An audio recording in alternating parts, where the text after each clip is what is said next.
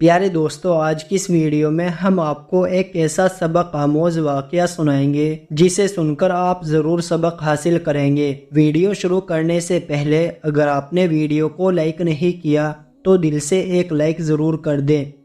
پیارے دوستو، ایک فقیر تھا جو بزرگ تھا۔ وہ بیت المقد کی پہاڑیوں میں رہتا تھا۔ وہ بیت المقد کی پہاڑیوں میں بیٹھا تھا۔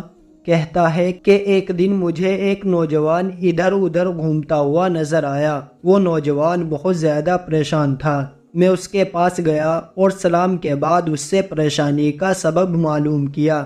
میں نے پوچھا، بھائی تیرے چہرے پر پریشانی کے آثار نظر آ رہے ہیں۔ وہ نوجوان کہنے لگا کہ میرے ایک دوست کے بھائی کا انتقال ہو گیا ہے۔ آپ میرے ساتھ چلو تاکہ ہم اس کو تسلی دے کر آئے۔ ہم دونوں اس شخص کے پاس پہنچے جو مرنے والے کا بھائی تھا، جو بہت ہی اداسی کے عالم میں بیٹھا ہوا تھا۔ ہم اس کے قریب پہنچے اور اس کو صبر کی تسلی دی، لیکن اس نے ہماری ایک نہ سنی اور بے صبری کے ساتھ چیختا اور روتا رہا اور زور زور سے کہہ رہا تھا کہ ہم نے اسے بڑے پیار اور محبت سے سمجھایا تھا کہ اے اللہ کے بندے، اس طرح بے صبر کا مظاہرہ نہ کر اور اللہ تبارک و تعالی سے ڈر اور صبر سے کام لے۔ بے شک موت پر کسی کو کوئی حکمت نہیں۔ جس نے بھی زندگی کا سفر شروع کیا ہے اس کی منزل اور انتہا قبر ہی ہے۔ موت ایک ایسا پل ہے جس پر سے ہر ایک کو گزرنا ہی ہوگا۔ ہماری یہ بات سن کر وہ شخص کہنے لگا کہ میرے دوستو، ہر ایک کو موت کا ذائقہ چکھنا ہے۔ ہم اس لیے رو رہے ہیں کہ میرے بھائی کو قبر میں بڑی پریشانی کا سامنا کرنا پڑے گا۔ ہم اس کی یہ بات سن کر حیرت میں پڑ گئے کہ بھائی تمہیں کیسے پتہ چل گیا کہ تمہارے بھائی کو قبر میں پریشانی کا سامنا کرنا پڑے گا؟ کیا تمہیں غیب کا علم بھی معلوم ہے کہ تمہیں کیسے پتہ چل گیا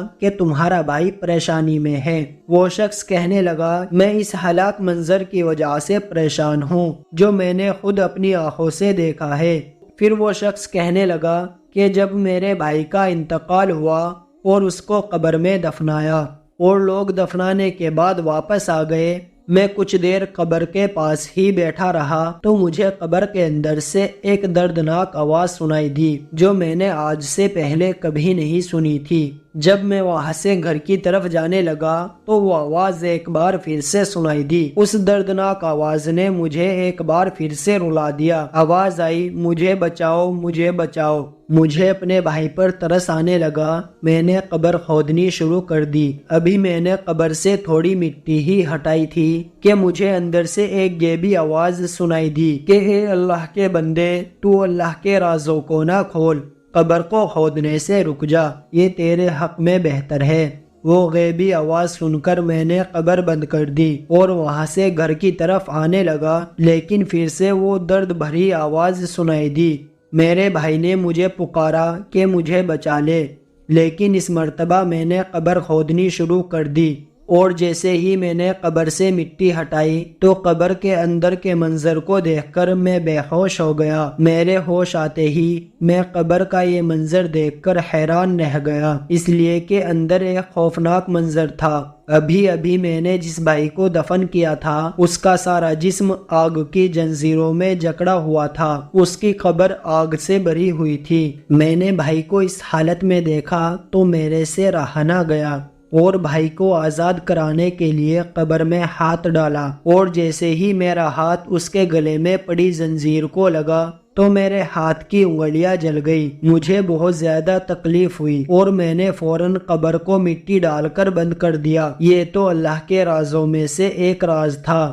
وہ بزرگ کہنے لگا کہ ہم نے اس کا یہ درد بھرا واقعہ سن کر اس سے کہا کہ بھائی، جو وہ تیرا بھائی تھا جس کی قبر کے اندر عذاب ہی عذاب تھا، اس کے ایسے کون سے گناہ تھے جس کی وجہ سے اس کو اتنی خوفناک سزا ملی؟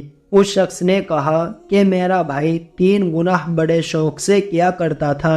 ان 3 گناہوں کی وجہ سے شاید اس کو یہ سزا ملی۔ پہلا یہ کہ میرے بھائی کے پاس مال تھا، دولت تھی۔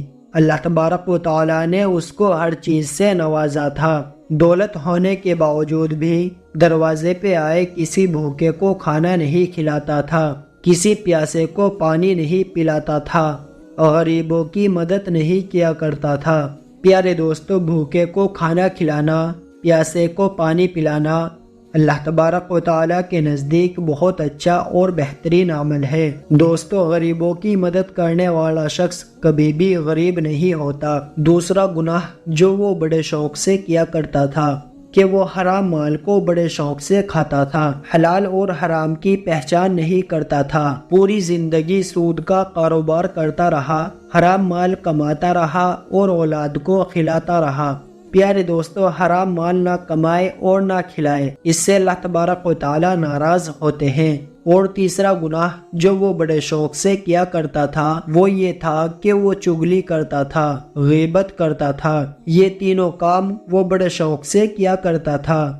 اللہ تبارک و تعالیٰ سے دعا ہے کہ اللہ تبارک و تعالیٰ ہمیں نیک کام کرنے کی توفیق عطا فرمائے اور برے کاموں سے بچنے کی توفیق عطا فرمائے۔